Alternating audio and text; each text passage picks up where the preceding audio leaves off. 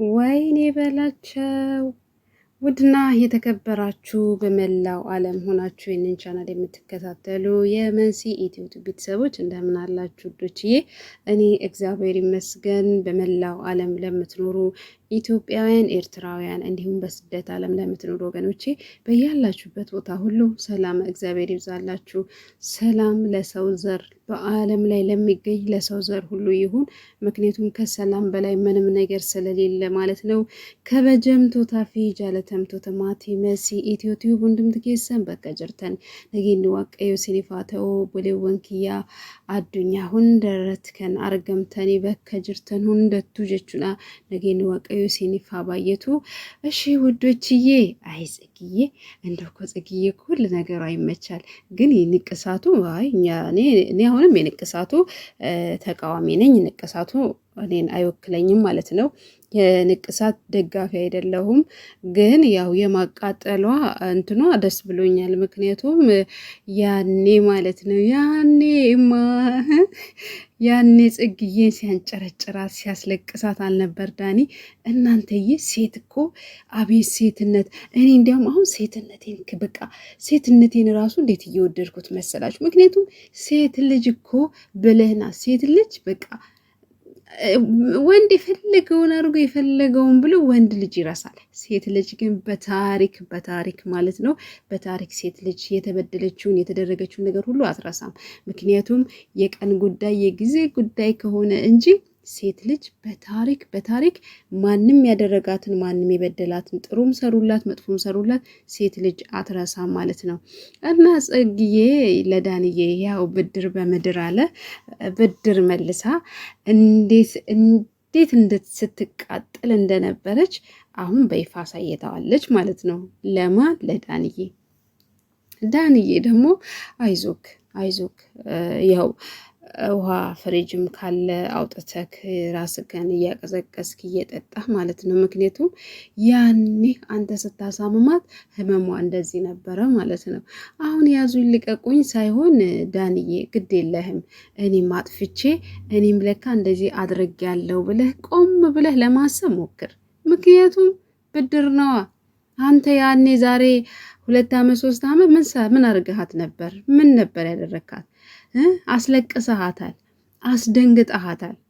የምትወድህን የምታፈቅርህን ልጅ በጣም ጎርተሃታል። እናንተ በቀልድ በድራማ እያደረጋችሁ ያው እናንተ አብራችሁ ናችሁ። ቢሆንም ግን እንደዚህ የሚያደርጉ ብዙ ሰዎች አሉ፣ ብዙ ማለት ነው።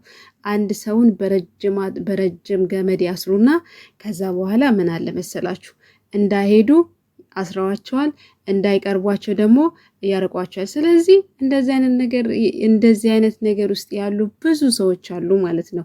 ይሄ እናንተ ብቻ ሳይሆን ይሄ እናንተ ለዶላር የተሰራ ነው። ቢሆንም ግን በዚህ አይነት ሁኔታ ውስጥ የሚኖሩ ብዙ ካፕሎች አሉ፣ ብዙ እህትና ወንድሞች አሉ ማለት ነው። ስለዚህ አሁን ላይ ምን አለ መሰላችሁ ብድር በምድር ነው እና ሴት ልጅ አንድ ቀን ብድሯን ዋጋዋን እንደምትመልስ ያው አይታችኋል ማለት ነው። ስለዚህ ህመሙ አሁን አንተ ስትታመመው የጽጌን ህመም አሁን በደንብ አድርገህ አይተኸዋል ማለት ነው። አሁን በደንብ አድርገህ እስቲ እንዴት የሚያፈቅር ልብ የሆነ ነገር እንከን እየተፈለገለት የሆነ የሚያስለቅሰው ነገር የሆነ ነገር እየፈለገ ልክ ባፈቀሩት ልክ የዚህን ያህል ድረስ ስታደርጋት ምን ትሆን? አብራክ ባለፈው ዱባይ ድረስ ሄዳ ሴት ልጅ እኮ ናት። ጓደኛዬ ካልካት ከአንተ ጋር መዝናናት መደሰት በማንኛውም ሰከንድ ደቂቃ እንኳን መለየት ሴት ልጅ አትፈልግም። አንተ ግን ጥላሃት መታሃል። ያውም ዱባይ ነው የሚያክል አገር ሄዳችሁ ማለት ነው።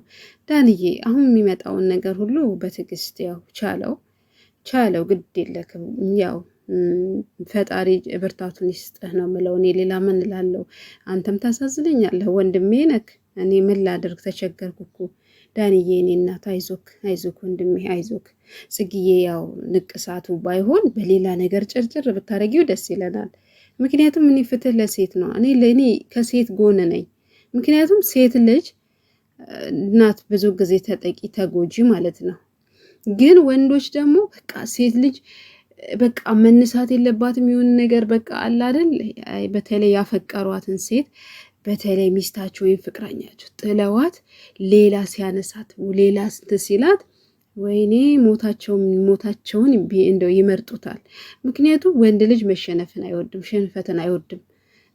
እሱ በቃ የእሱ ሽንፈት ያው ከሞቱ በላይ ነው። ስለዚህ ወንድ ልጅ ሽንፈትን ስለማይወድ ሽንፈትን አምኖ መቀበል ስለማይወድ በቃ በሆነ ነገር ማሰብ ስለማይችል አይ ለምን ነው በቃ እንዴ እኔ ለምን እኔ የኔን ማንም መንካት የለበትም። እሱ እኮ ግን እንዴ እሱ እኮ እዛ እየሄደ እኮ ደም እያስለቀሰ እኮ ነው የሚመጣው።